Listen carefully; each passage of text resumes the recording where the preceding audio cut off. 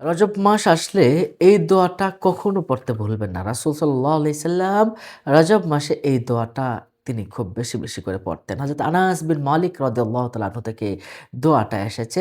রাসূলুল্লাহ সাল্লাল্লাহু আলাইহি সাল্লাম যখন রজবের চাঁদ দেখতেন, রজব মাস যখন আসতেন এবং তিনি উভয় হাত পবিত্র হাত উত্তোলন করে তিনি দোয়া করতেন এবং সারাক্ষণ দেখা যেত প্রত্যেক নামাজের পরেই বেশিরভাগ এই দোয়াটা পড়তেন। দোয়াটা কি? আল্লাহুম্মা বারিক লানা ফি রজব ওয়া শাবান ওয়াবাল্লিগনা ইলা শাহরি রমাদান। আমি আবারও বলছি, আল্লাহুম্মা বারিক লানা ফি রজব ওয়া শাবান ওয়াবাল্লিগনা ইলা শাহরি রমাদান। হে আল্লাহ, এটার অর্থ কত সুন্দর দেখুন। হে আল্লাহ, আমাদেরকে রজব এবং শাবান মাসে বরকত দান করুন এবং আমাদেরকে রমজান পর্যন্ত পৌঁছিয়ে দিন। এই দোয়াটা আপনার প্রত্যেকেই আপনার পড়ার চেষ্টা করবেন প্রত্যেক নামাজের পরে।